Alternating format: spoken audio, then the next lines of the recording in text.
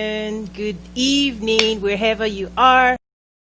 My name is Toyin Umesiri, and I'm super excited to be able to make it today. I almost didn't do this because of how busy we are planning for the 2020 Trade with Africa Business Summit, the first ever virtual edition of the summit. So good morning, Peter. I see you. Thank you for being here. I just, I was like, should I do this? Should I cancel it? I'm super busy. What should I do? But I was like, okay, you know what? I'll just come on. So yeah, you just watched a video of clips from last year's event. We're now in our third year. It's grown really, really fast. And really it's testament to the way it was designed and the way it was structured to actually drive engagement and conversation. And today, for today's live show, I wanted to just talk about something super important because it's kind of like the foundation of why I do what I do. So today's topic is around wealth creation versus poverty alleviation, right? Have you heard that word before? Most people that grew up in Africa, that lived in Africa, I mean, when you talk about poverty alleviation, that's like a code word. Like there's several initiatives. They'll say, there was one, I think in the 90s or 80s, they called structural adjustment program. They had these big names for, anything like, let's tackle poverty, let's eradicate poverty, let's take, I'm like, really? That serious? Okay, let's do this. So, but one thing you don't hear about, well, if you're on the continent, if you're joining Faith, I see you, thank you for joining. If you're joining from Africa, one thing you don't hear enough about is wealth creation. Okay, you don't hear enough conversation around let's create wealth, let's figure it out, let's be productive. You don't hear enough of that. But what you hear about is, oh, poverty, everybody's poor, let's remove poverty, let's borrow, I'm like, okay, let's talk about that, right? In your opinion, when you think about poverty alleviation, because you have economists, the most brilliant minds, PhD people, the World Banks of the world and all of those people talk, poverty. For example, now, India used to have the highest number of poor people in the world. Now it has passed on to Nigeria. So if you're not aware, Nigeria, Africa's largest economy of about 200 million people, is now home to the highest number of poor people, of the poorest people in the world. That's serious, right? Okay, Inamdi, I see you just joined and you already started dropping. Okay, you said kindly distinguish between the two, poverty alleviation and wealth creation. Absolutely, that's the point of today. So for those that always join, that have been joining us, you know the drill. I want to spend the first 10 to 15 minutes, sharing what's on my mind. But please do drop your comment, drop your question. Keep it very short, just like Mr. Namdi just did. Keep it 1, 2, 3 lines. Go straight to the point, so that when I finish my conversation or what's on my mind, then I can really go straight to your question. So again, today's topic is poverty alleviation versus wealth creation. Which one works, right? And what's the difference? And remember, in just three days, I'm counting down to the third edition of the Trade with Africa Business Summit. We're going to be hosting it live on our trade platform. The website is right there. Go check it out. If you've not registered, you are missing. But anyway, for me, wealth creation is about, it's direct. How to create wealth, right? How do you create wealth? Whether assets that generates wealth for you, or a business that over time keeps creating wealth, right? It's like a machine, it's like an engine, right? And it does take science. Several weeks ago, I actually did a whole, I think 2 series of wealth creation, misconceptions of wealth creation and what it is, but I'll quickly run down for those that did not join us that time. So basically, you think about, people think wealth creation is automatic, meaning just because you want to create wealth and you think you want to create wealth and you desire it, you think that's enough, that it happens just because you want it, you think it just happens. That's a misconception. It doesn't happen that way. If it were easy, right, everybody will be wealthy. It's not that way. Just because you think it, just because you desire it doesn't mean it happens. Some people think it's automatic, that even just because you create a business or you create this, that all of a sudden you sit back and then, you just start creating wealth. No, there's a science to it. There is an absolute science to it. And that's why a lot of times you find people that may have acquired wealth, and then something happens, they lose that wealth. They are actually able to create that wealth again. The reason is because they already understand the principles of wealth creation, right? So if you understand the principles of wealth creation, then they can take you anywhere in the world, right? They can move you around, they can shift you, and you're going to be able to figure it out, right? Some people think it's immediate, okay? That in the next, you can wake up and say, oh, I want to create wealth and create a business now. And then in 6 weeks, you're like, oh, I'm balling, I'm well. No. The people that I've sat with, the people that have actually created wealth, it happens over time. People look at Amazons of today, the Microsofts of today, the Aliko Dangote of Africa. You think, oh, Aliko became Aliko, like, that's 30 years of his life. Right? It's 30 years of his life that people are now seeing, that the world is now seeing and say, oh, or you think about Alibaba of China, you think, how many years has he put into that business for it to be where it is today? So this misconception that wealth creation happens overnight, 6 months, I haven't seen it. I don't know, maybe it's like in a movie somewhere, or it's like folklore that people pass on, or just this. I don't even know where that understanding came from. Please, if you know what happened, if you've seen something different in terms of people just wake up and they become wealthy, you have to run away from that. You have to really run away. Now, there are times when people that acquired wealth then pass it on, and that's generational wealth, right? So you may be born, with silver spoon in your mouth, and your parents were the ones that made the money, like the Hiltons and all of those people. Okay, great. But how many people are born into such family, right? So anyway, wealth creation is not automatic. It doesn't happen overnight. It's not immediate. There's actually principles about it, and I did share those principles before, but I think it's almost feel like I need to keep talking about those things a couple, more, not just once and then assume everybody heard when I said it.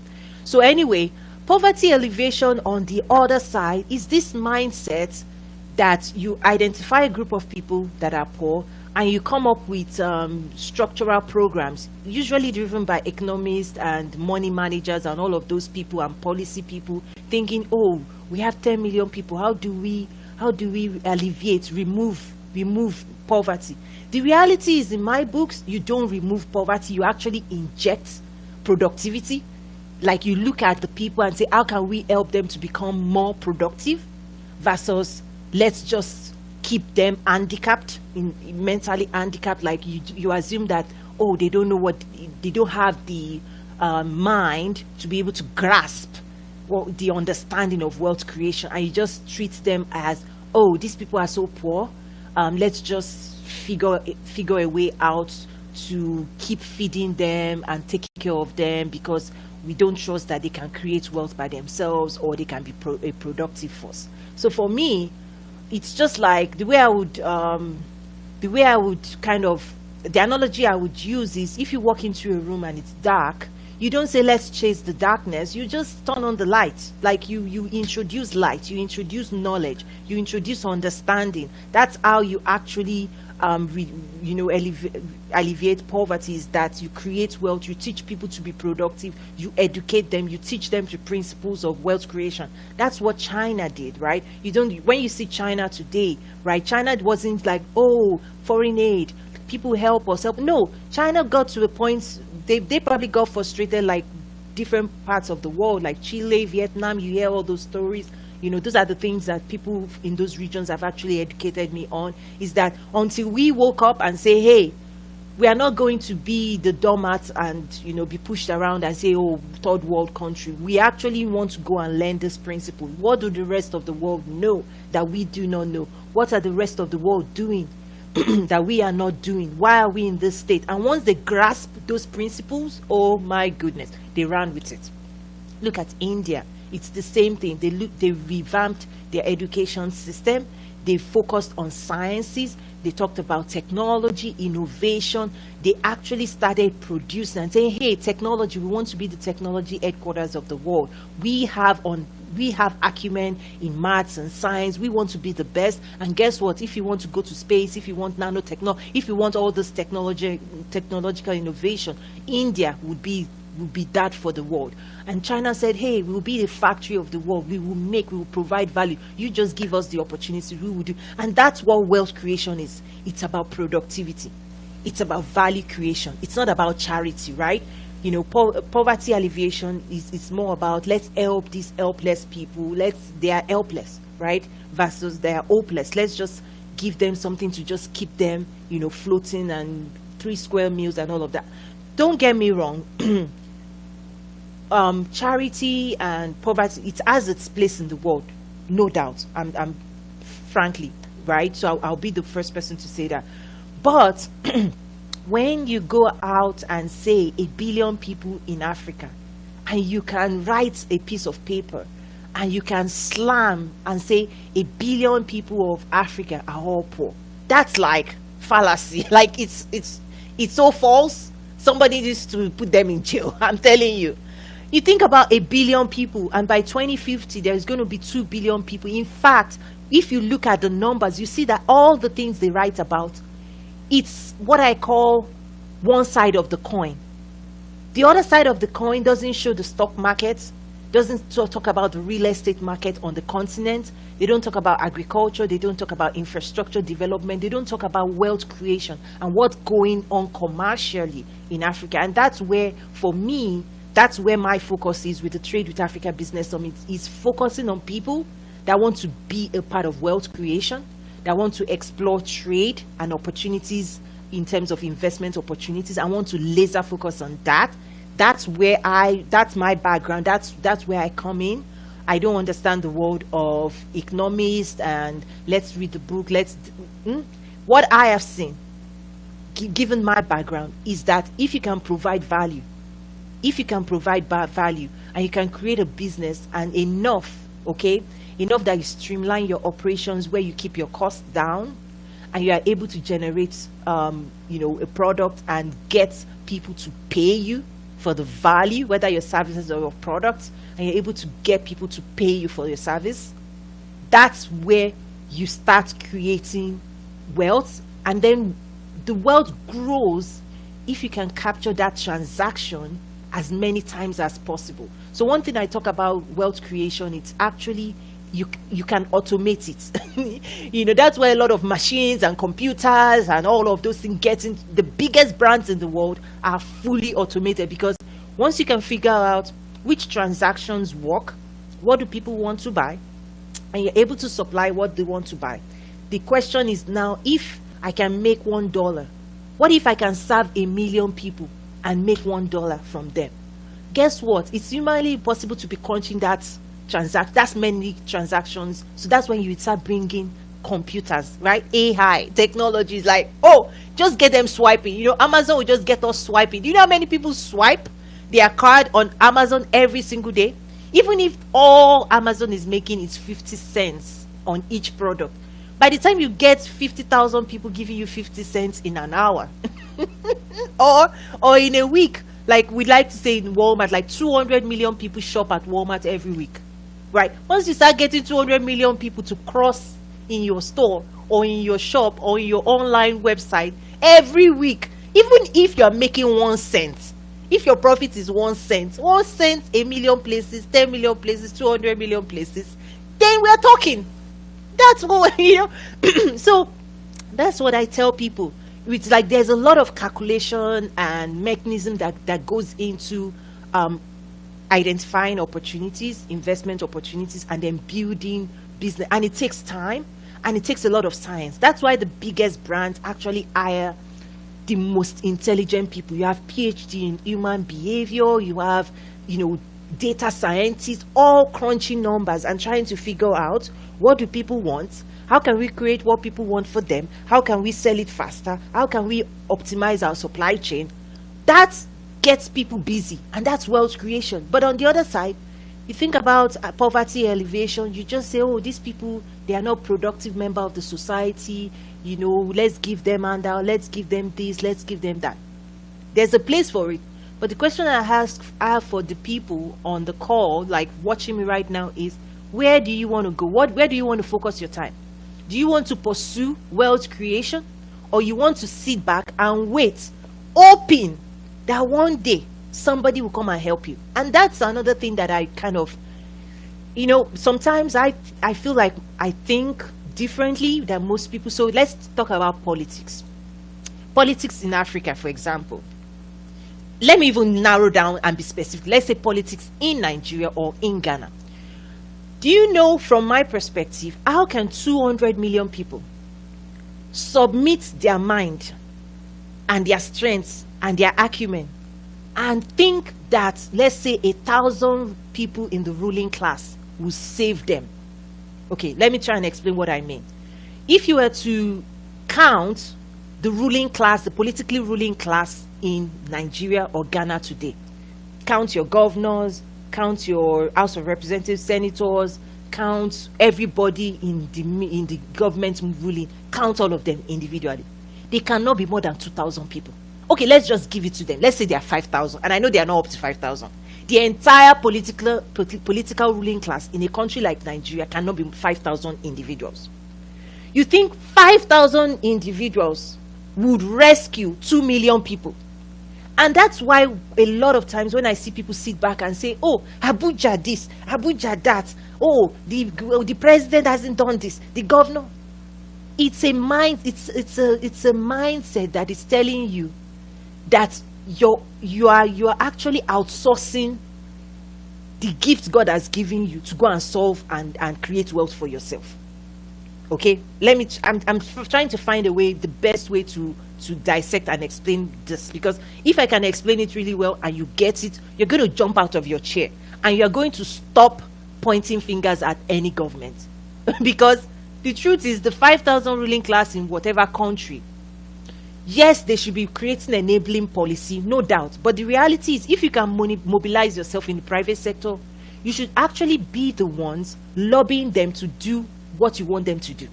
Like, the government should be doing what you want them to do, not you reversing and waiting that, oh, the government should be doing for us everything. They should just know automatically. No, they don't know, right? The government thinking that the government has all the answer, that the government is going to create wealth, that government is going to do this. It doesn't happen that way. Wealth creation is usually bottom up. It's organic, meaning you look at your community. Just think about the tech ecosystem that is emerging on the continent right now, with Kenya leading in M-Pesa, with Accra, with Lagos, Nigeria, the Silicon Valley of Africa growing. You think about Yaba Tech and all of those things happening in that space. Did the government make it happen? That's the question. Wealth creation is organic. It's about you and I looking each other, learning from each other, and figuring it out, like what, and trying. And it's a science. It's like you almost have to reverse engineer what other people are doing. And that's why, for me, when I created the Trade with Africa's Business Summit, it's understanding that, come on, people are not talking about trade with Africa. People are talking about, let's help Africa, let's do this. And I'm like, with where I'm sitting, with the transaction that I see in the world of trade, everybody's speaking and everybody's moving, and the people in Italy, from Italy to India, to Mexico, to Vietnam, to Cambodia, to Chile, to China, everybody's getting busy being productive and creating results and showing their product and showing their services, and they're like moving like a machine. And I'm going, okay, what's going on in Africa? Like, who has brainwashed? Okay, let me just try to stay as positive as I can, because this knowledge is what pushed me and nudged me to do the work that I'm doing. Okay, so when people see Trade with Africa Business Summit, this is not charity. This is about knowledge. We bring investors in, we bring people that have solved all those things that we're talking about. So, for example, we bring Scott Ford, and he has graciously kept supporting us even when this was an idea. Scott Ford is the single largest private investor in Rwanda. And I say, Scott, you've got to tell people what you did. And these are people you can't even get. You can't get them to tell you their story. You can't get them. You can't get their time. But he's been so gracious. And then when I invite people, come and listen, sit at the feet of this man and listen to what he has done with coffee. Listen, learn. And we feature stories like that. But guess what? You don't show up. And then we keep sharing knowledge and we keep sharing information. And people are like, what is Toyin talking about? Well, Toyin's talking about wealth creation. And wealth creation is not about waiting for a government. We do engage with them. But the reason we engage with them is because to also pass that knowledge to them and say, hey, fix the policy, fix your supply chain. If I want to move goods in and out from your country right now, it's such a pain. If you're saying you want trade and you are making it extremely painful, you are going to lose, because guess what? We're going to go to Rwanda, because the path of least resistance is what we in the business seek for. We don't do all those drama, right? But guess what? We also bring them to the table to start saying, if you want trade, if you want investment, we've created our framework, the Trade with Africa Business Summit, to say framework to say this is what investors are looking for. Get your policies together, get this together, engage within this structure. And those are the things we now share, right? We now share. And I invite you to join us. It's just three days from now. The countdown has begun for me. And so I'll keep it at that. So if you want to learn from the most brilliant minds in Africa, how you can create wealth, what numbers you want to look at, what's happening on ground, what the opportunities are from healthcare, to agriculture, to African Growth and Opportunity Act, to the Continental Free Trade Agreement, African Export-Import Bank, they're also going to be represented. I mean, we've United Nations, we've pulled people together, and it's such a joy to be able to do this. But guess what? This platform that I've created is for you, right? I do my own thing, but I realized that, gosh, it took me years to get to where I am. You can go on your journey, you can spend another 5 years trying to figure this out, but guess what? If somebody is willing to share that information with you in 2 days, 3 days, and you can capture that knowledge and be able to use it to grow your own business, which one is wiser, right? Which one is wise? And the good thing for the virtual edition is right now people don't have to buy plane tickets, they don't have to put themselves in the hotel, which is what our attendees usually do, and they keep doing it. And we also have repeat customers a lot, because the design of Trade with Africa is that you're going to grow with Trade with Africa. It's not that event that you go once and say, hey, I'm not going again, I've heard everything. No, that's not. You're going to grow. You're going to grow. Even my own sibling flies himself, for his own business and all of that. Anyway, so poverty, for me, the equation for creating wealth is productivity. Poverty alleviation is telling people, you're going to give them handouts. You're giving them fish. You're not teaching them how to fish. It's not sustainable. It has its place. So hear me, it has its place. But the question is, which one do you want to pursue, or what are you doing right now? Are you waiting for somebody to fix the world for you, or are you mobilized and energized to figure out, how can I create wealth? How can I do this, right? And there's a price to pay, right? For wealth creation, there's a price to pay. There's a price to acquire knowledge. And for me, there are times when I just cringe. I cringe when I hear some things people say, because I know what sacrifices I have made, and I don't know if it's just the mindset. When I was in graduate school, that's 16 years ago, when I was getting my master's, I remember, and I've shared this privately, I remember that the school presented me this opportunity of getting an SAP certification. If I stepped out to get that certification, if I'm not a student, I wanted to get it out there, it was $5,500 US to get that certification, right? $5,500. But the school where I was getting my graduate program, they had negotiated with SAP to bring that same training and certification to students for $1,500 US, $1,500. And I was like, gosh, if I can get the certification, I remember I'm a student, I'm a graduate student, right? On graduate stipend 16 years ago.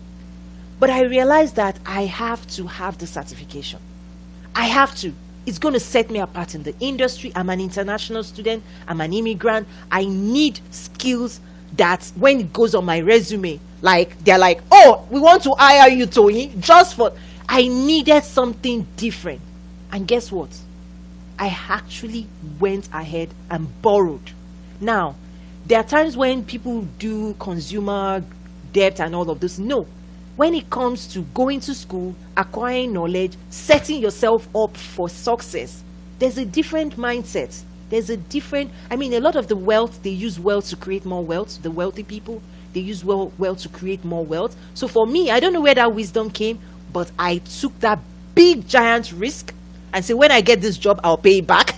And I did. I'm telling you, it was so crazy. Like, I was just so obsessed with going after this knowledge. I said SAP certification will set me apart. And I did that certification because I was like, if I graduate, it will be 5,500, which is more. But as a student, I can get it for $1,500. Okay, I did. And do you know, I got 3 offers. Companies were like, we want you, Toyin, we want you, Toyin, we want you, Toyin. I was like, which one? Mini. I had to then start praying and say, which one should I go? And I had to then select a company to work for. And I was also able to negotiate my salary. I got paid more than my peers because of the certification and because I showed up and I said, you don't need to train me. I already trained myself. I'm already a certified SAP consultant straight out of grad school. So if you're employing me, company A, B, C, give me back that money. Put it on my salary. So for me personally, I come from a different school of thought. I don't come from the school of thought of, oh, give me free. There is no, in wealth creation, you are trying to create wealth, then you have to pay the price. You have to pay the price. There is a price to pay, but because people won't come to, that's why even when in the context of Africa right now, people keep waiting for somebody to teach you how to create. You have to show up. You have to assert yourself. You have to inject yourself. You have to be desperate enough to say, I need this knowledge. I need this understanding. I have to change this current situation. But if you're fine where you are, then ignore everything I just said. So that's what's on my mind today, because that's what I've been moving forward with. Excuse me. I think for me, I'm using this medium now to kind of be as direct as I can, because sometimes the last couple of years I've tried to share it in different ways, but I don't know if the message connects. But I'm trying to be as direct as possible to say, Trade with Africa is about commercial opportunities for you and I. And I say it's about exploring those opportunities, whether in agriculture, in retail, in manufacturing. What are those opportunities? And guess what? The rest of the world have been doing this for centuries. But for many of us, we are the first people to try and crack this code. So the question is, do you want to join this movement? Okay. So wow, I see a lot of comments. Let me try and quickly go through. Wow, you guys have been, okay. Okay, I see Crescent Badu say thanks, Toyin. Says thanks, Toyin, for the great job. I appreciate that. So here's the thing. What will really make this a transformative work is not just if Toyin is doing this, is that there's a movement, that there's a group of people. And that's why I talked about the trade facilitation training and all of the things I put together, is that somebody's got to consume and use this content. Is that the continent is big enough. If you see somebody doing something in Ghana and you're from Congo, go to Ghana, learn from them, replicate it in Congo.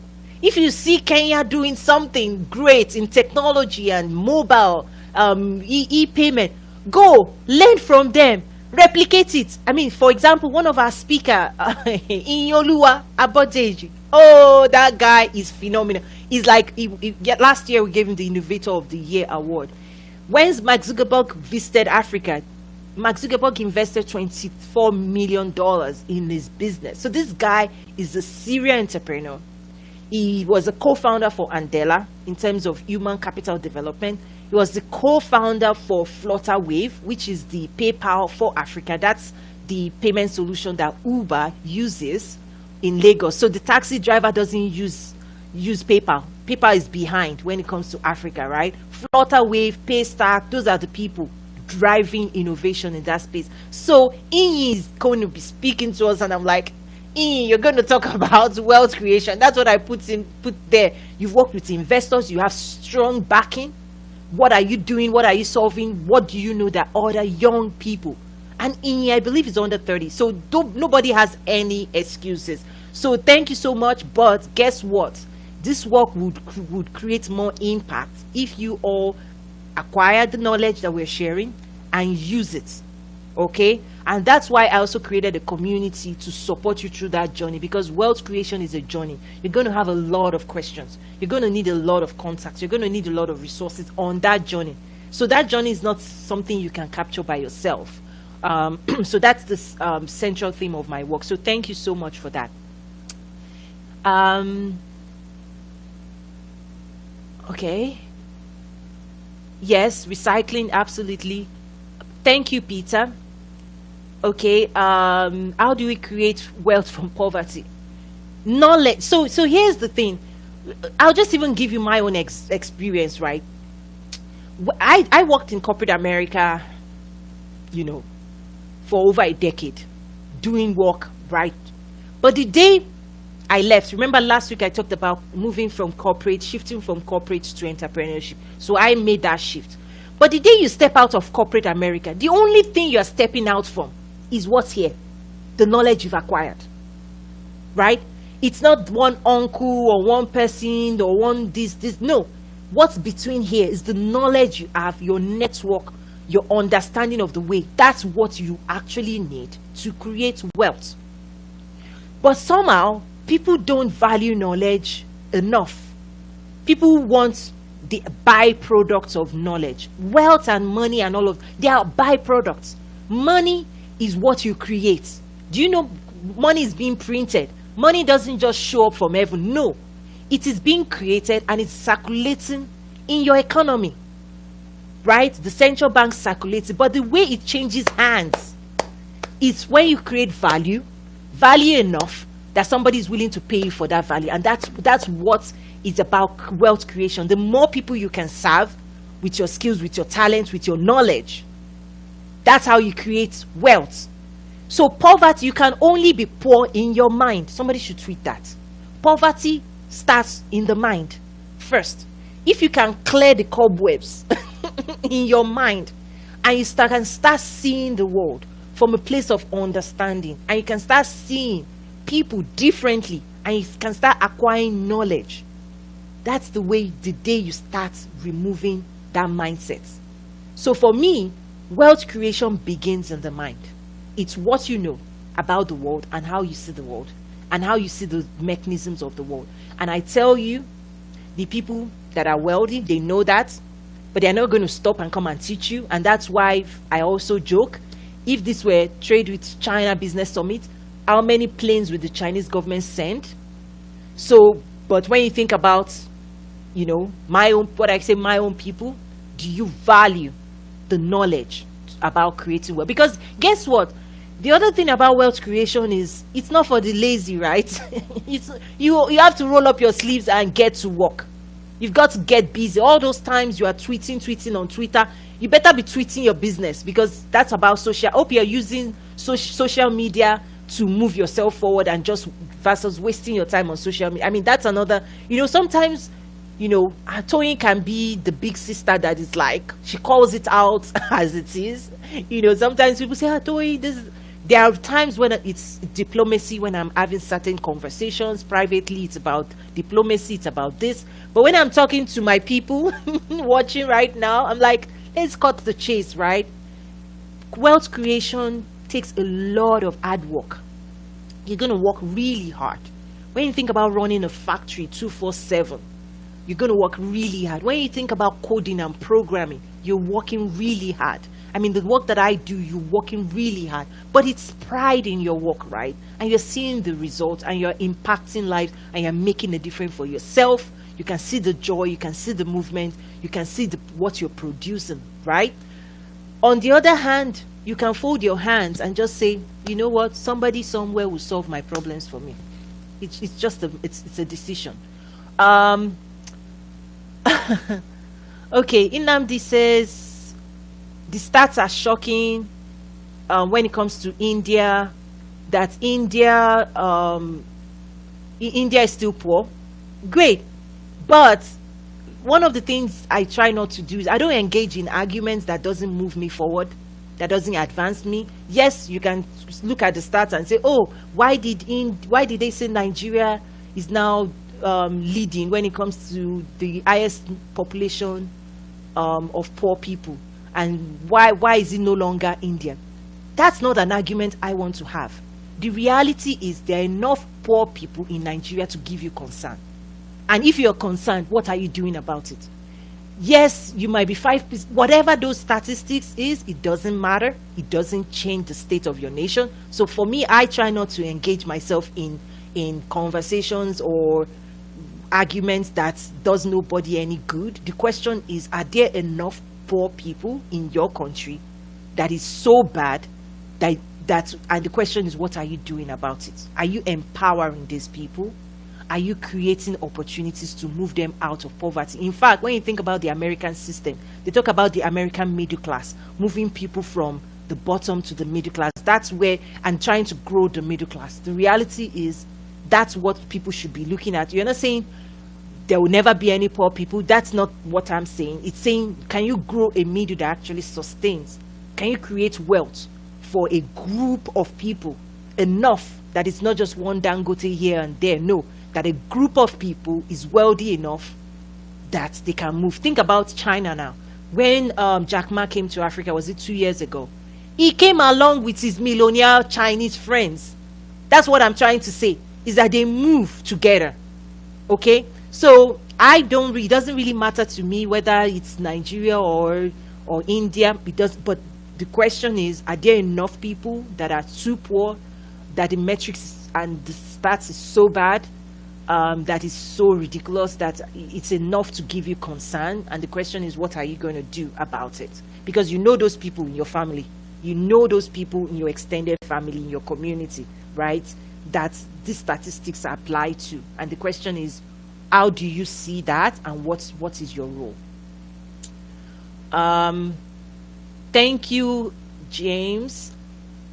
Okay, there's also a question around how important is our mindset in poverty alleviation. It's everything. It's everything. I just want to say, if you can focus on wealth creation, like switching on a light in a room, immediately you can switch on that light bulb, the darkness disappears. The moment you can figure out how to create wealth and generate funds for yourself, then you're not talking about poverty anymore. Let me give you an example. 3 years ago, when we were doing the first ever Trade with Africa Business Summit, I wanted to give souvenirs to my attendees. Can you see this? I'm not going to pull it down so I don't pull anything down, but this is Ashoke. It was made in Nigeria, and I commissioned it to weavers, and it's like they wrote trade with. I don't want to pull it because I might start dropping things here. But anyway, this was what we made 3 years ago for attendees. But when I commissioned it to the weavers that handmade it, the guy was like, I said, I need this produced by so. And the guy said, I don't have the capacity to make enough of that for you. I was like, okay, should we give that contract to somebody else? And he said, no. Do you know what he did? He called his colleagues. He went to his neighborhood of other weavers and said, I'm going to contract you guys. Okay, we'll divide the funds. We have a contract, right? And guess what? That's how they did it. He subcontracted it to his fellow weavers, and they all made money. And guess what he's doing now? He's now, Toyin, when are you going to order more? Because that man, through commissioning this, he was able to put food on his table. And now he's saying, I can make more for you. Anything you want me to make, I'll earn whatever. Because he had to make the first one. I was like, no, you are turning it the wrong way, because it was hand woven and they wrote Trade with Africa on it. That's what I'm talking about, wealth creation. The day you can give those people those opportunities and you value what they are producing, they don't care who is in Abuja anymore. They can buy food for their family, they can send their kids to school, they can generate income, and they can do the work that they love. That's what I mean. But when you start looking at numbers and say poverty, that man, through your statistics, they might have said he's poor. But the reality is, when you give him a contract and he can produce something and you can buy from him, all of a sudden, who's talking about poverty? When he received dollar and he has to exchange it, what are you saying? When you can receive dollar and somebody is paying you dollar every month, and poverty would disappear. That's what I'm trying to say, guys. Go and figure out what you're going to do. That you start earning forex. Okay, listen if you want. If you want, don't listen. But anyway, come and join us for Trade with Africa if you want to learn more. Come and learn who is doing it and how they are doing it. Okay, let me move on. In US, there's a conversation around the redistribution of wealth. Poverty was created by design, and the idea is there are some billions of dollars. Okay, let's try and keep our comments so that I can go through. There should not be anyone in poverty with this much wealth. That is one thought. Okay, the way I would respond is that they say the rich gets richer and the poor gets poorer. Here's the thing. If you understand the principles of creating wealth, you're going to be multiplying that wealth. It's principles. Because even during this COVID-19, that hasn't stopped Walmart from selling bananas, strawberries. That hasn't stopped Amazon from selling you ridiculous stuff. In fact, go and look at their numbers. Right? There are principles. As long as you can find what people need and you can provide that at a low cost and optimize your supply chain, and whether it is services, and you can support people. You know, when you think about luxury brands going from perfumes to hand sanitizer, it's because they are chasing your money. It's not, yes, people might see it, oh, they really care about us. No. They're saying, oh, if you're not buying my perfume anymore, what are you buying? You're buying hand sanitizer. I would brand it for you. You want hand sanitizer? I would make it for you. As long as we are chasing your money. Or you think about fashion, luxury, apparel businesses making masks. You think they know the principle. If you are not interested in fashion, this, fashion, that, you want mask, I will brand it and make it look nice and put a logo for you. In fact, we will come to your company and say, you know what? We can actually make handcrafted masks for you with your company logo and your website right there. Do you want some? We can make 500 pieces in.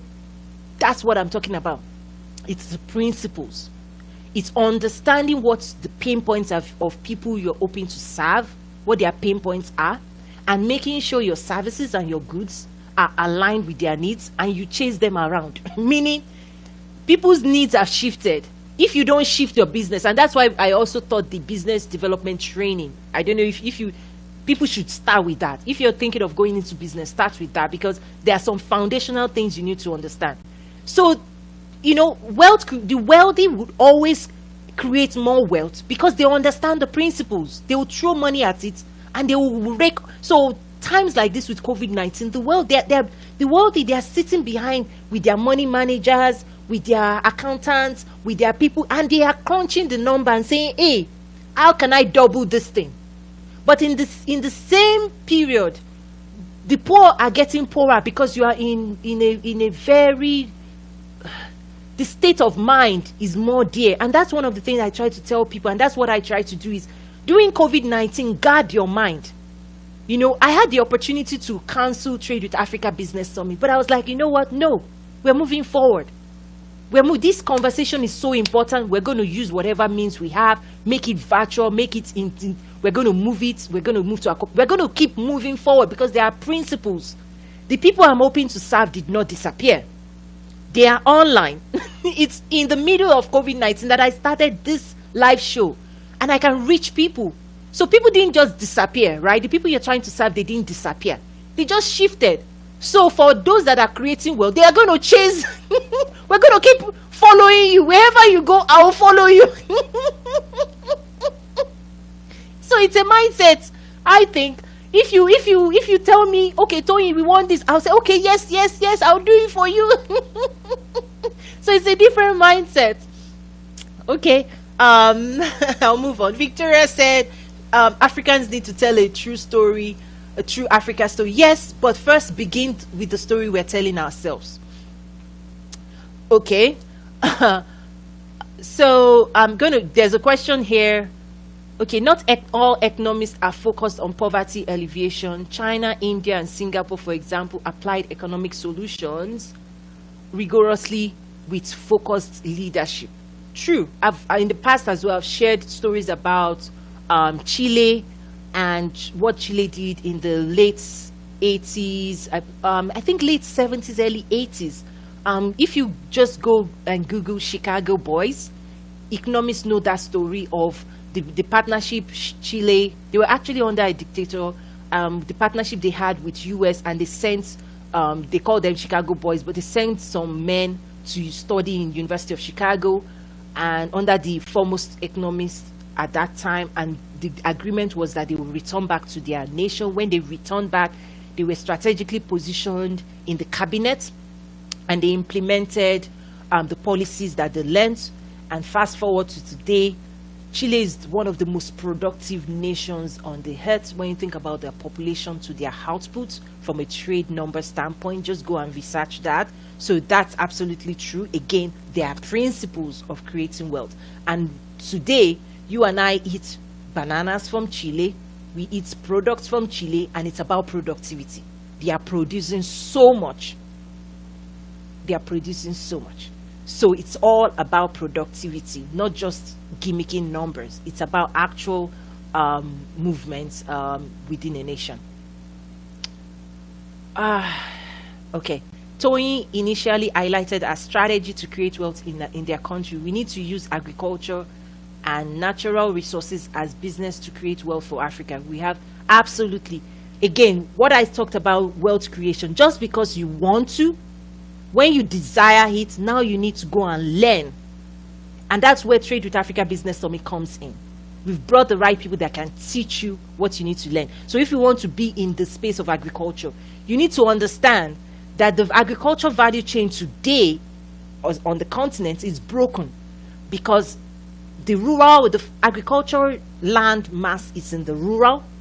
When things are produced today, there's spoilage, because the road transportation or connecting them to the market, so market access for those products hasn't been streamlined. So farm to market needs to be solved. There needs to be companies that get into shipping. So I'm not going to share too much, but guess what? If you're interested in knowing more, so just talking, for me, talking about it is talk is cheap. You now know agriculture is an opportunity in Africa. What does the solution look like? What are you going to do? What role are you going to play? Or you just want to keep talking about it?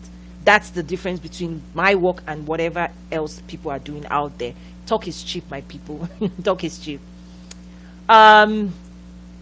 Okay, Bemini said, but Toyin, the foundation of Nigeria was established by a few men like Awolowo, Zik, and co. Okay, that's a whole lot of. There's too much in that, baked into that conversation, that it's not about what I'm talking about. When you think about the history of Nigeria with colonization, when you think about Awolowo was part of, bringing back Nigeria from the British rule. That is different, okay? That's different, and those are great men. You have Gandhi in India. I think most nations, even US, has a story of moving from under the British rule and establishing United Nations. So that's what they call founding father. So Awolowo is one of the founding fathers, right? But when you think about the opportunities they created for Nigeria then, with free education and all of those resources and all of the natural resources that was handed back to them. Remember, the colonial masters were managing the resources of your country. And with the founding fathers, they got it back and they made it available with the young people. But one of the things that has happened is the generation after the Awolowo got all the benefits, the best of Nigeria, but they didn't create the same opportunity for the next two generations after them, which is why I said that's another conversation entirely. But what I would say is absolutely, there are great men that really they laid a foundation, but that foundation was definitely destroyed by a host of people that we will never remember. We will not remember their name. The reason we remember Awolowo is because of what they did, and today you see a lot of people that are political, blah, blah, blah. I'm not going to remember their name because they've not done what they should be doing. That's Toyin speaking for you, okay? Okay, I'm running really fast. We're I think 8 minutes out now.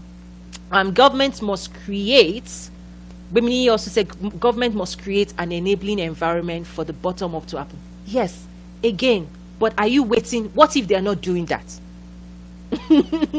Because you can tell, you guys have voted, you know, and I know Ghana, this year is an election year for Ghana. I won't put my mouth, but guess what? What if you have a government that is not going to do what you just talked about? What do you do? What do you still do? That's the question. And people have created wealth under the worst scenarios in the world, right? So it's not an excuse. I guess that's my point. Okay, exactly. So you have the private sector is responsible for designing. So my own principle is, if you can mobilize yourself in the private sector and you discover that in order for trade and business to move forward, this is what we need, as a huge number, you should actually be lobbying your government. But what I'm seeing right now is the private sector is so divided. Individuals are trying to create businesses for themselves. But guess what? The road that needs to be tarred, that needs to help you to move your product, the government is not going to tar that road just for one business person. But if 100 people, 100 business leaders come together and say, this road needs to be tarred, let's go together as a force and get our government to fund this, then they will listen more to 100 people or 100 businesses that can argue their way than you. And that's why I'm telling people the next wave for Africa is not about individual. No, do what China has done. They've created clusters, textile manufacturers clusters, these steel manufacturer clusters. They've created clusters so that when the government comes, the government is solving for clusters. They're not solving for individuals, right? Nobody sees you as an individual person. So form an association. That's what I tell people. Form an association, strengthen your association, write all the what you need from the government, and then use your force to get these people to do what they need to do for you. But as long as it is only you and who I know and who do you know, they're not going to build a bridge for you. They're not. That's how the world works. Even US, the private sector, they all have offices and lobbyist firms in Washington, D.C. And in fact, one of our speakers, John, I don't know if you're on, but one of our speakers is actually a lobbyist in Washington as well, and he's a foreign advisor when it comes to Africa. He's worked in Pentagon, he's done all those things, and that's why we bring all these people. It will tell you the power of lobbying. Why do people even lobby as well? Okay, thank you, Stella, for that kind word. Thank you. Yes, Africa has a lot of potential. Okay. Ifel Luwa, I should have a student discount. Okay, you've said it. What would that discount look like? Okay, somebody said student discount. I really, sorry, sometimes I don't even think along that line. So what would the student discount look like? I'm coming up with a figure. I don't think you can see it. Okay, so if you're a student and you're interested, DM me. I'll figure out a student discount for you. Thank you, Ifeoluwa Fashakin. I'll do that. Give me more insights. I want to hear from you all. Okay, Victoria said poverty starts in the mind. Yes, please, somebody should tweet that. It starts and ends in the mind. So I've taken a note. I'll create a maybe 49, whatever. I'll come up with a discount quickly because we are 3 days out. But if you're interested and you're a student and you want to register, do DM me as well. Who's calling? Sorry about that. I put my phone on silence, but the person still persisting. And guess what? It's my mom. She's like, she needs to pick her phone. I'll call her after this. Clement says, I love the belief and faith you have in the potential of Africa. Wish we had many like you in diaspora. We will no longer rely on any other. The reality is, I used to be one of those diaspora that I understand. When you're so comfortable in corporate America, nothing is going to move you because you're not going to risk where you are in corporate America. Think about it. I was working for the biggest company, Fortune 1, the height of my career. My senior management, right? big house, steady pay, 6-figure pay. Like, I don't have to do anything. I did not have to do anything. I was very comfortable. And still, you understand? And that's what's happening with the diaspora community is that at least before COVID, when you go into corporate America and you have that fantastic job and you're doing what you need to do and you're living large, white picket fence, and you're buying your house, buying your car, why should you care about Africa, really? Africa doesn't care about you. Why should you care? But for me, I had a major shift, and that's I've shared that story so many times. I had a major shift that forced me to take a look and to make a decision that I wanted my life to count for something other than just putting food on my own table. Because if what I want to do the rest of my life is, this, all I have to do is just, with SAP, you pay me $300 per hour. With my technical skill sets and my experience working for Fortune, that's what you pay me, right? But I figured out that the exposure I have, the knowledge I have, the way the world works, that I have a responsibility. But again, I'm not into charity. This is a business to say, for those that are serious-minded, that want to build wealth, that want to create wealth, I will provide a solution and make it easier. I'll bridge it so that you don't have to spend 5 years or chasing your tail or trying to figure this out. We will create solutions, we will create training, we will create platforms that will make your job easier. For example, a lot of you have products and services, but nobody sees you. If you want to market your product to the right people, you want to talk to the right decision makers, our platforms allows you to be able to be effective quickly, because I've done all the work. We've spent years building a strong, visible platform. So the wise thing, again, I'm putting this is my offering to you, is that yes, you can spend 5 years trying to do this, or you can come to us and we can support you, and at a fee, of course, because that's the solution we are providing to make your job easier. Because you can do that, or again, you can do whatever it is you're doing today, or you can attend an event that is dead cheap. I'm telling you, I just shared in 2004, I was paying $1,500 as a student to acquire a certification. That's how much I value information. So anybody telling me, oh, like I saw some comments, somebody was like, Toyin, it's not. I'm like, don't tell me that. As long as you're not going to Amazon and telling Amazon, give me this shoe free. As long as you're not telling going to a store and saying that banana why is that banana not free to me? If you're not asking those same questions of those people, please don't come to me and say, Toyin, don't. This is different. The world of wealth creation is different. If you value my work, if you value the information I'm bringing to you, if you value the training I'm offering to you, then value for value.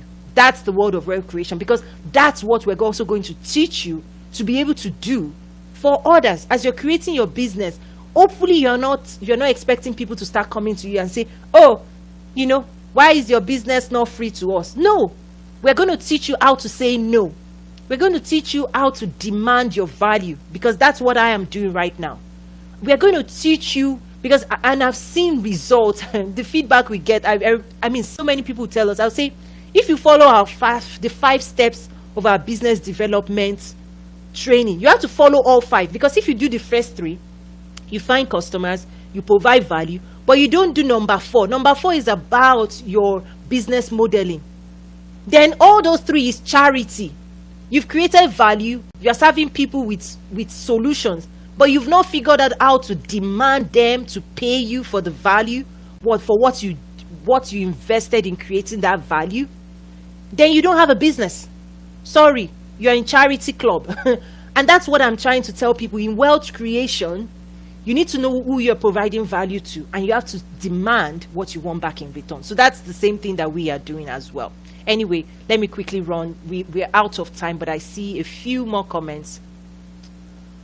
Per your experience, which of the trade value chain most critically be enhanced to facilitate? Come attend the event, because we've created our Trade with Africa Business Summit framework that we've identified what the opportunities are, and we're challenging you to play a certain role, because sometimes all you need to do is be an investor. You're not the one to go to the farm, but you need to identify which farm you should be investing in, which side of the value chain you should be investing in, what are the opportunities. That's what the framework is about, and that's what we'll be sharing in just 3 days. So hurry up and go get your tickets. Ifeolu, said thank you so much. No, thank you also for your time. I almost didn't do this, honestly, because of how busy it's been. Okay. Tina says you're trying to bring Habitat for Humanity International to Nigeria. They are willing to accept the help. Jimmy is working with, yeah, let's talk offline. When it comes to market access or expanding into new territories, it's not automatic. Okay, just like if you wanted to create a business in the US, it's not automatic. There are a lot of unique dynamics, and one solution could be partnering local versus trying to start from scratch. So if you want to engage and talk about this later, I'm happy to. We also offer consulting, but let's talk about, because of my trade summit this week, my schedule is quite tight, but I'll be happy to schedule time for after the event. Because what I tell people is, you know, people say, oh, Africa, people should not assume that, you know, there's nothing going on in Africa. There's a lot of competition going on the continent. So if you want to bring your services, bring your solutions to the people of Africa, there are ways that you can do it more efficiently. You have to see it as a business, whether it's a not-for-profit or a full-fledged business. You need to seek local partners. You've got to market. You've got to raise funds as well, because I'm assuming Habitat for Humanity needs help. I mean, the way it functions, as I understand it, you're also going to need to mobilize people to organically to be a part of that movement. So on that note, guys, it's been an amazing pleasure. I hope to see you Trade with Africa Business Summit. We have amazing speakers. You just go check us out. And again, I'm going to play, as I exit right now, I'm going to play the promotional video from last year. We have the most brilliant minds, the biggest bank, just the right people that you need to get in the room and listen and learn from. This is a unique opportunity that we are bringing together, and I'm so honored to be bringing it together. Thank you so much for your time. I'm glad I actually did this, which I almost didn't do. But again, see you guys, and I look forward. Hopefully, we can do this again next week. Bye. It's not about and out. Let's keep that aside. Let's elevate the dialogue. So, Trade with Africa is about that. Commercial opportunities for you and I. It's not about you helping Africa or Africa helping you. It's about mutual opportunities that advances your goals and Africa's goals.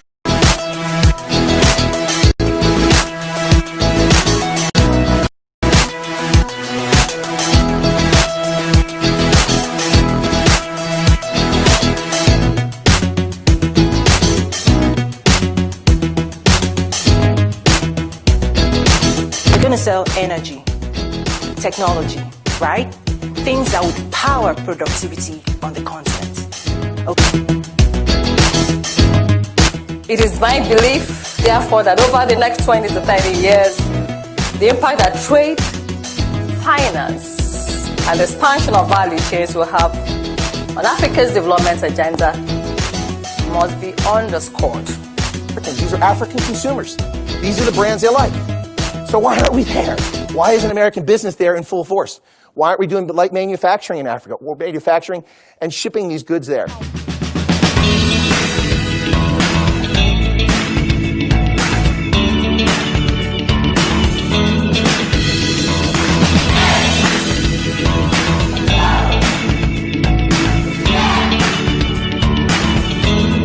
On this, but the conditions for an economic cycle happen in Africa. How strongly they worry.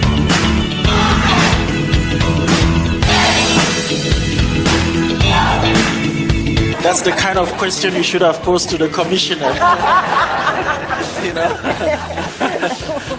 Well, there is a new narrative. There is a new thinking. There is a new leadership, what some will call entrepreneurship leadership in Africa. You know, and we see those leaders pushing the CFTA.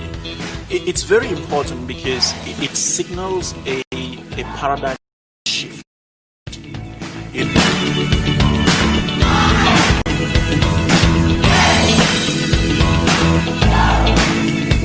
In Nigeria, there is a provision in our tax law that if you do business in a place where there is no electricity, there is no water, there is no road infrastructure, you have incentives. Nobody has ever used it. It's in our book. Every day I sit and we flip past.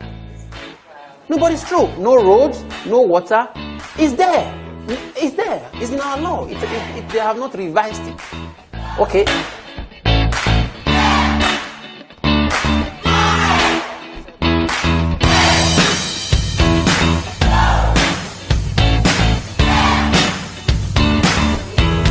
We need to really move real estate into the city of Inkster. The best way to do it is the cultural arts.